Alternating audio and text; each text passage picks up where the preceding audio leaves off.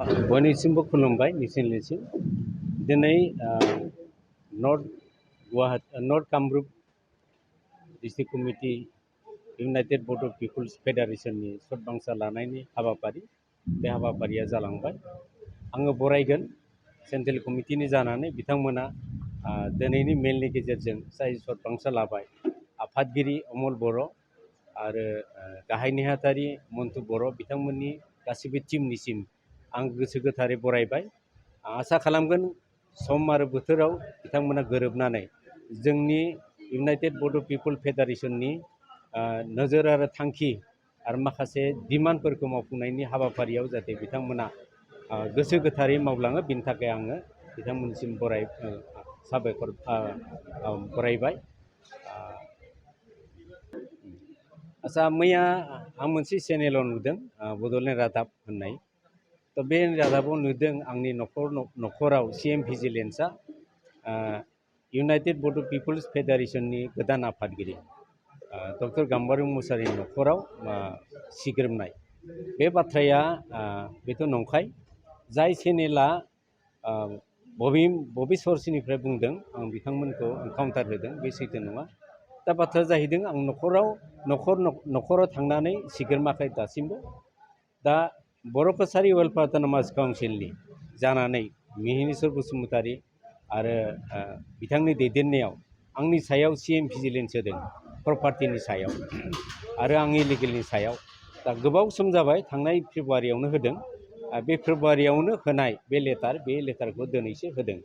दा बिथांमोननि CM भिजिलेन्सआव जा अबजेक्सन होनाय बा भेरिफिकेसननि आंनि सायाव, दा आङो थांनाय सेप्टेम्बरनि 19आवनो 19 तारिखआवनो आङो बिथांमोनजों एपियार जादों आरो बिथांमोना आंनिफ्राय स्टेटमेन्ट लादों आरो मैयासिमबो बिथांमोना आंनि जा स्टेटमेन्ट आङो रिटर्न लिरहैबावदों। बे रोखोमै दासिमबो बिथांमोना CM भिजिलेन्सनिफ्राय आंनि न'खर थांनानै बे रोखोम सालान खालामाखै, नायगिदिङाखै आरो सिग्रोमाखै। बे बाथ्राफ्रा नंखाय आरो बे बाथ्राखौ लानानै जोंनि इउनाइटेड बड' पिपल्स सिगांनि दा इउनाइटेड बड' पिपल्स अर्गेनाइजेसननि आफादगिरि मनरन्जन बसुमतारीया दा प्रेसनि मिडियाजों जा माने फोसावदों बेफोर दुखुनांथाव बाथ्रा जादों। बेनिखायनो आङो बिथांमोनखौ बुंगोन जाहाथे बिथांमोना काउन्सिलनि जानानै आंनिसिम CM भिजिलेन्स इनकुवारि खालामगोन। बिथांमोना जेला अबजेक्सन होबाय खालामखागोनानो, खिन्थु आंनि दासिमबो न'खर थांनानै न'आव थांनानै बे रोखोम खालामाखै, हाराहास्ति आंखौ खालामाखै। बे जोंनि सुबुंफोरनि गेजेराव रं मेसेज होनायनि थाखाय बिथांमोना सांग्रां जानांगौ, जाहाथे बे रोखोमै बिभान्थि माखासे गुलाय गुजाय बाथ्राखौ बुङालासिनो जोंनि बर' रायजो राजाफोरनि गोसोआव दुखु जारलाखौ दाहो। बिनि थाखाय बिथांमोनखौ आङो रोखा फोरमायबाय। इयुनावबो जाहाथे बिथांमोना जाखिनि खामानि मावदों सैथो आरो माखासे लामाखौ लानानै बुंनांगौ, जानला मानला बुंनाया बिदिखौ नङा।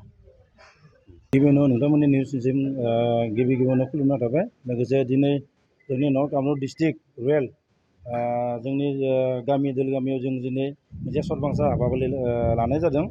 बे हाबाफारियानो जाबाय मा मोनसे गोदान आफाद, बे आफादानो इउनाइटेड बड' पिपल फेडारेसन। बेयाव जों दिनै गासै बे कामरुप डिस्ट्रिक्टआव थानाय मोनसे आफाद दिनै जोनोम जाबाय। बे आफाद जोनोम जानायाव जोंखौ मिरुनिफ्राय फैनानै जोंखौ सदबांसा लानायाव जोंखौ मदद खालामदों आरो बिनि थाखाय बिथांमोनखौ जों जोबोद गोजोननाय आरो मिरुनिफ्राय फैदों जोंनि मानगोनां आफादगिरि डक्टर गाम्बारु मुसाहारि आरो नेहाथारि डक्टर बाबुल बर'। जोङो दिनै कामरुप डिस्ट्रिक्टखौ जों दिनै दाबाय आरो साननैसोनि जों आनसलिक कमिटिखौ दानानै जों लाहार फाहार खालामगोन। जोंनियाव बेयाव मोननै आनसलिक खालामनानै जों प्लेनिं खालामदों आरो बे मोननै आनसलिकआबो जोंनि थाबैनो जाफुंगोन होनना जों आसा खालामदों।